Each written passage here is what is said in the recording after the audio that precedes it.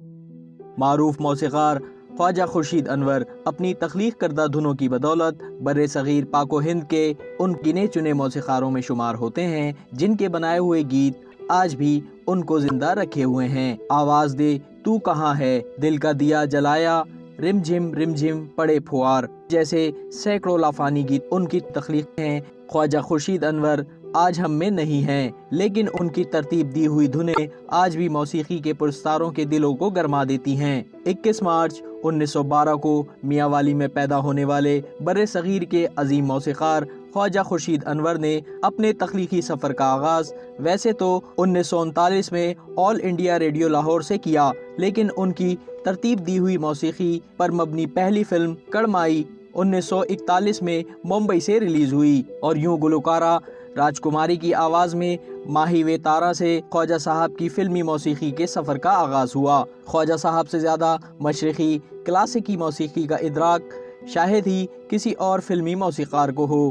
1953 میں ممبئی سے لاہور منتقل ہونے کے بعد انہوں نے مجموعی طور پر 18 فلموں کی موسیقی ترتیب دی، جن میں انتظار اور ہیر رانجھا جیسی کامیاب فلمیں شامل ہیں۔ فلم انتظار کا گانا چاند ہنسے دنیا روئے خواجہ صاحب کی موسیقی میں گلوکارہ نور جہاں کا گایا ہوا پہلا گانا ہے۔ 1940 اور 50 کی دہائیوں کے لاہور کو اگر فن و ادب کا گہوارہ کہا جائے تو بے جا نہ ہوگا۔ یہ وہ دور تھا جب مال روڈ پر پرانی انارکلی کے قریب پاک ٹی ہاؤس میں انقلابی شعراء، ادیب اور موسیقار گرما گرم چائے کی بھاپ اور سگریٹ کے دھوئیں کے بادلوں میں فن و ادب کی باریکیوں میں رات گئے تک بحث کیا کرتے تھے۔ لاہور میں خورشید انور کے ہم اثروں میں ویسے تو کئی بڑے نام ہیں، لیکن ان میں فیض احمد فیض، استاد دامن اور راجندر سنگھ بیدی جیسی شخصیات نمایاں ہے۔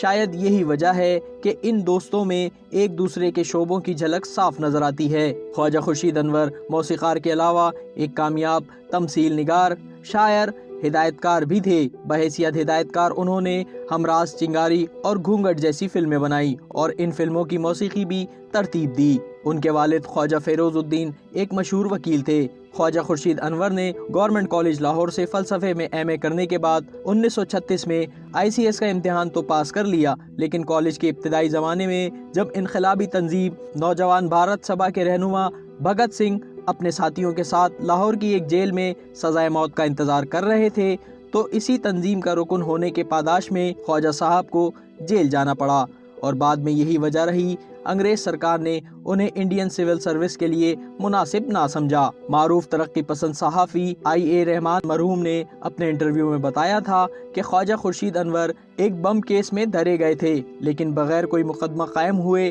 اپنے والد کی اثر و رسوخ کی وجہ سے ان کی رہائی ہو گئی تھی۔ IA رحمان نے بتایا تھا کہ خواجہ صاحب خاصے کم گو اور تنہائی پسند تھے، اور ان کی قریبی دوستی صرف فیض احمد فیض کے ساتھ ہی تھی۔ ان کا ایک دلچسپ واقعہ سناتے ہوئے IA رحمان نے بتایا، ایک دفعہ ان کی ملاقات ہوئی تو خواجہ صاحب اپنے دھیمے انداز میں گویا ہوئے کہ تمہاری صحت اچھی معلوم ہوتی ہے، اس کا مطلب یہ ہے کہ تمہارا ذہن سو چکا ہے۔ خواجہ صاحب کے جاننے والوں میں ارشد محمود کا نام بھی آتا ہے، جو موسیقار ہونے کے ساتھ پاکستان کے پہلے موسیقی پر شائع ہونے والے جریدے کے مدیر بھی ہیں۔ نوجوانی کے دنوں میں ارشد محمود لاہور میں ریکارڈنگ کمپنی سے منسلک تھے، جہاں خواجہ صاحب اپنی موسیقی ریکارڈ کروایا کرتے تھے۔ ارشد محمود نے بتایا کہ ایک دفعہ خواجہ صاحب نے موسیقار بابا چشتی سے کہا کہ تم نے نور جہاں سے الل ٹب پنجابی گانے گوا کر اس کی آواز کے تمام لوچ خراب کر دی ہے۔ معروف موسیقار وزیر افضل خواجہ صاحب کے باقاعدہ شاگرد تھے۔ ان کے کام میں خواجہ صاحب کے سروں کی جھلک بھی صاف نظر آتی ہے۔ وزیر افضل کا کہنا تھا، خواجہ صاحب سے زیادہ مشرقی کلاسیکی موسیقی کا ادراک شاید ہی کسی اور فلمی موسیقار کو ہو۔ خواجہ خورشید انور کے بیٹے عرفان خواجہ آج کل امریکہ میں مقیم ہے۔